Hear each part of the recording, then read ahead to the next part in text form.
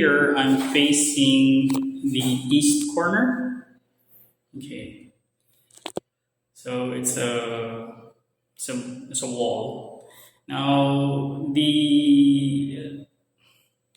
this is kind of inauspicious. This part is a pillar. That's not good. So it generates sharp chi. So we can do some plants there. And then put some red over here. Now we got our window, which is in, this is east and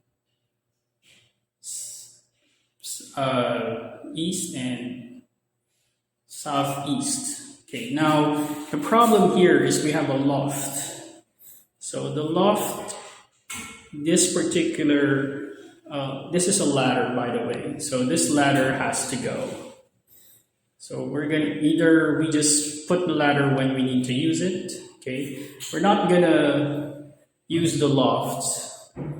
Why? Because there's a beam on top of the loft, and the beam is inauspicious. Why? Because the energy will be bearing down on whoever's sleeping on that particular bed.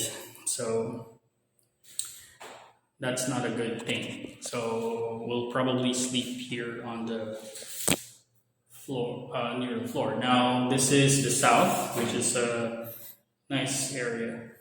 Okay, and we got this area here is the southeast.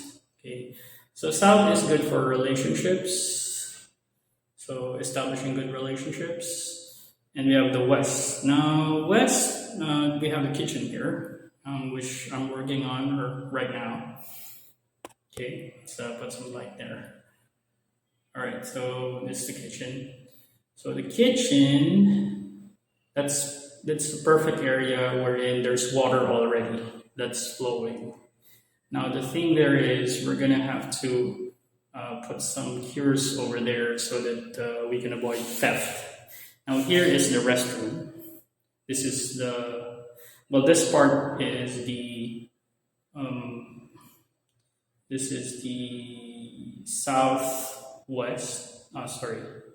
northwest. So this part, I like the color, it's green. We just need to put a little bit of yellow and brown stuff. Okay, so, or I can, since I'm a martial artist, I can put my weapons here because it's a sign of activity. Now, here's the restroom. This is the north, which is good because north is water. Now we have,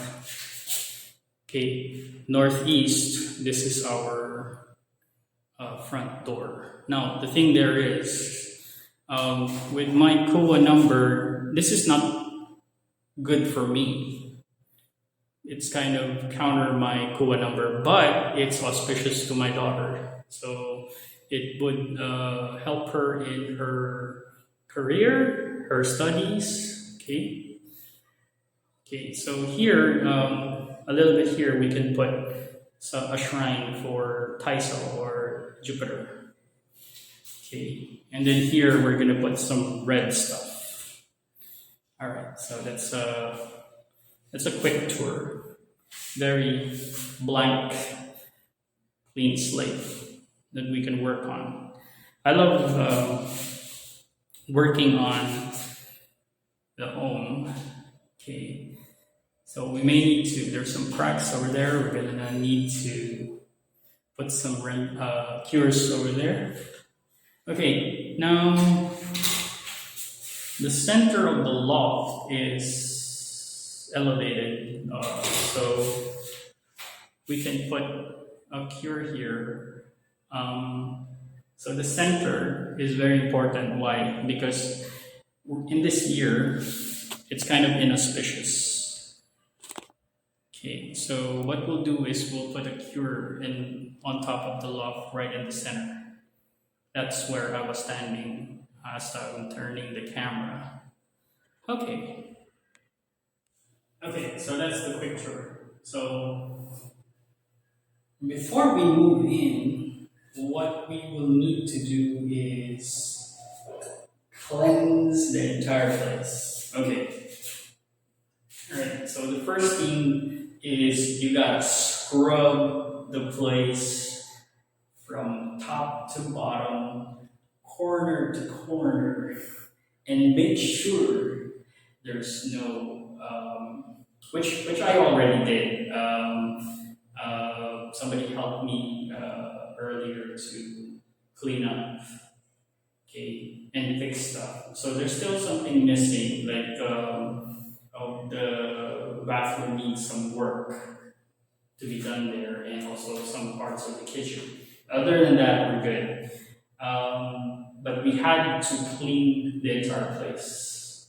Why is it important? If there's a previous owner of the place, so all of their energy is like scattered in the place. So you don't want that because you want the energy to be fresh. That's why you need to scrub it all out. So I had me like doing the Karate Kid in the walls. Okay, lots of like wash on, wash off, wash on, wash off. Okay, so it was a good exercise for me. But the good thing about it is, if you're personal with cleaning the place, you're removing. Okay, you can be very particular in removing all of the negative energy that was left behind. Now, there are things that you gotta remember. So after you clean it, after you clean the home, make sure that there are no, the fixer-uppers are taken care of. There are no leaks, there are no cracks, there are no piping problems, there are no falling off parts of the house. You got to fix it before you move in, okay? Because you don't want to fix it when you're already in the house, which is a common mistake of a lot of people who are moving to a previously owned home or a previously owned apartment or condo unit. So that's a no-no. Don't move in until everything is fixed. So since there's some fixer-uppers, we're not going to move in yet. So we're going to wait till all of that stuff is fixed. I think we just need to fix the shower and then paint something and cover some stuff. Okay, so we're not moving yet. However, the thing is you can already cleanse the place. So what I'm going to do is I'm going to teach you how to cleanse the home. Okay, so cleansing takes about 3 days to do. Okay, 3 days. Why? Because we want to, like, let's say if the home has like, okay,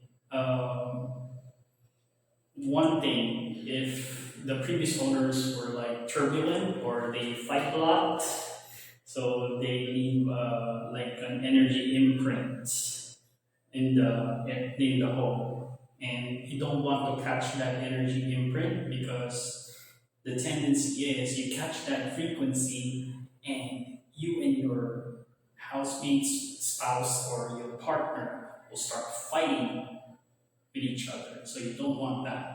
Okay, so you want to get rid of that particular energy. Okay, another thing, so that's one. So spiritually, it's something that you have to know. Sometimes there are entities in the previous home. It could be a dead relative. Okay, it could be a dead relative or a lost soul lingering lingering and is just staying in the area that is attracted to the negativity of the previous owners. And worse is if you have a demon in the house.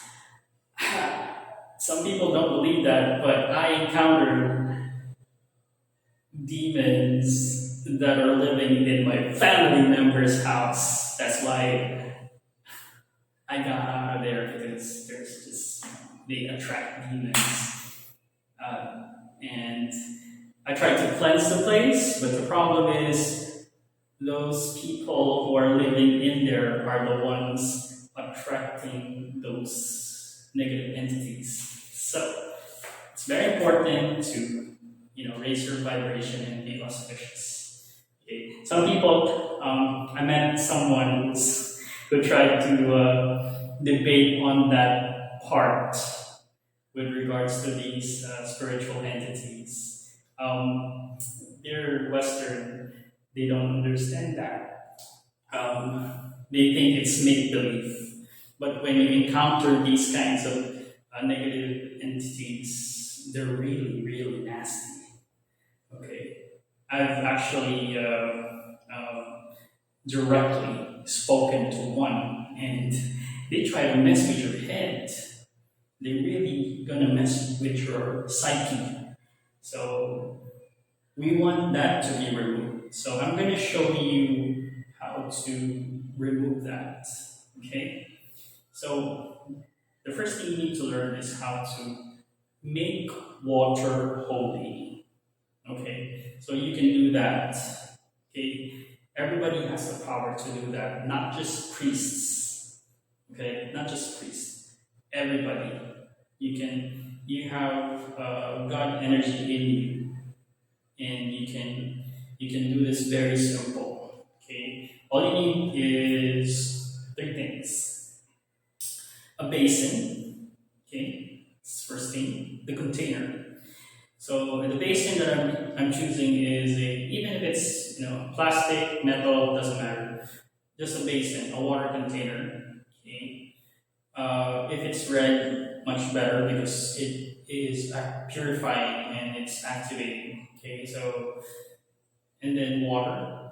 Okay. So much better if it's cleansed water. Okay. Or energized with crystal stones. That's a lot. That's a plus. And then salt. Those 3 things. That's all you need. Okay? And then yourself, your energy. So your God energy. Okay? So we have to learn that we are all divine beings. Now, if you don't see yourself as a divine being, then we have a problem. Okay? There's no way you can make that water holy. Okay, anyway, so we're gonna do that, and it's very simple. Okay. Now, you're gonna need your energy and also your concentration. Okay, now it doesn't matter what your religion is. It doesn't matter, because everything operates in 3 divine trinities in any kind of religion that you're in, whether it's shamanism, Christianism, Catholic, Muslim. They're operating in trinities. So these are the core energies of the universe. Okay, so I learned this. So I'm supposed to use my wand here, my crystal, but I forgot to bring it. So, okay, we'll just use our finger. Okay, so 2 fingers. So 2 fingers. This middle finger is fire. Sorry, this is your index finger. This is fire. I don't know my fingers. So this is fire, and this is also where your chi of the mind is directed, and you have the middle finger, which is the chi wherein your soul spirit is connected. So you can just use 2 fingers, just like this, to make this water, okay, purifier, purify water. Okay, so I'm gonna get me a table and the stuff that we use. Okay, we got our basin here, and it's colored red. Okay, now we have our salt. Okay, so what we will do is put some light on it. So we have our salt. So just follow me. Okay, pick some salt up and make a triangle. Okay, Blessed Divine Father. Okay. Now that's the first triangle, and then pick up another set of salt. Okay, and make an inverted triangle. Blessed Divine Mother. Okay, so we have a Star of David. Okay, so that's the divine masculine and divine feminine energy of the universe. Okay, Blessed Divine Child of Creation. Okay, I want you to make a cross. Okay, the first line is going from top to bottom, Yahuwah. Okay, and then the next line is a cross section, a vertical line from left to right, Yahusha. Okay, I call upon the divine love of creation. Okay, make a circular pattern 3 times. Divine love of creation. Okay, all right. Then we ask the divine to purify this water and make this water holy. In the name of the Divine Father, Divine Mother, and the Divine Child of Creation, Yahuwah, Yahusha. Okay, stir it. Okay, you can stir it with a wand or just your 2 fingers, but make sure it's clockwise. Why? Because we want it to have positive energy. Okay. If you're using a crystal, you can use a clear quartz or a Lemurian quartz. Sorry. Okay, just stir it up. Okay. Okay. So the salt will be dissolved as you stir, and wait for the water to settle.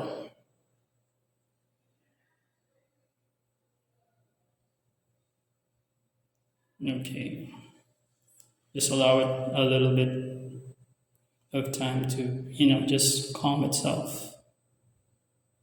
The water has to be calm. Okay, no waves. Okay, the water is calm. Okay, now in your palm, I want you to press it like between your, okay, there's a little bit here. Okay, between your thumb and your index finger, press down. Okay, this is my left palm and then my right palm. Okay, this activates the energy points. Okay, and channel the energies in between your palms. Okay, this is your divine energy, nobody else's. This is the God within you.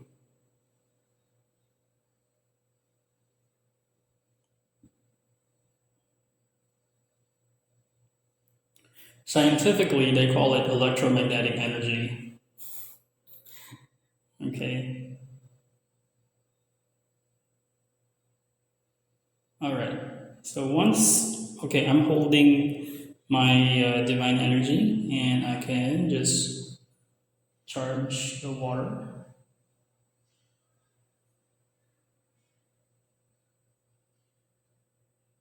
Now, you will know, okay, my hands are not touching the water. But if you look closely, I'm actually moving the water with my energy. You see that? There's a little bit of tinkle of the water. Okay, now I'm pouring in my divine energy into the water to charge the water with divine energy.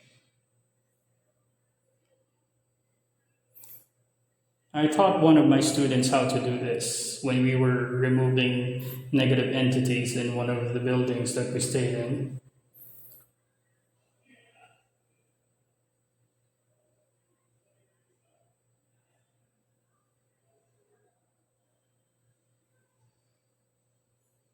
Okay, just charge it.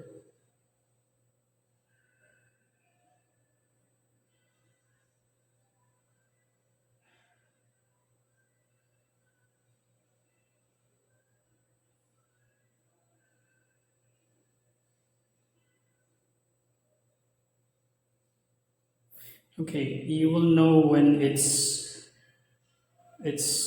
time to remove it when you feel the energy overflowing to the brims of the rims of the basin. Okay. There. Okay. All right. So that is charged. So don't disturb the water and place it where, let's say if you go around the house, you can place it in the center. Or if there's a particular energy or like if you go in a certain particular area of your home that is like very heavy, you can place it there. Why? It could be that there's some entities in that area or some lingering negative energies in that area. Okay. So in this case, earlier we detected that the south part of the area, south and southeast, south and southwest area is kind of heavy in negative energy, and my daughter detected a negative entity, okay, or an entity. Doesn't have to be just any kind of entity that's still in the home. So what we'll do is we're going to place it in the south, okay, leave it for 3 days. After 3 days, okay, we pick this basin up. Sorry. Okay, let's just make it calm. After 3 days, we pick this basin up and throw away the water outside the bounds of the building or the home. You know, don't throw the water away through the toilet or the sink, because you want the energy it collected to be disposed out of the vicinity of your home. If you drain it in the toilet or the sink, what will happen is the energy will still stay in your home. Okay, so you gotta take this out and throw it away. Just if you've seen my video on how to make saltwater cures in Feng Shui, the same principle applies, wherein you throw away the saltwater cure, place it in a plastic and throw it away out of the house after a year. Okay. Now, since we're moving into this home, I'm gonna show you how I reuse saltwater cure items and then throw away the rest the proper way. So I'm gonna make a video on that. But this time we're just going to place this in the southwest area. Okay.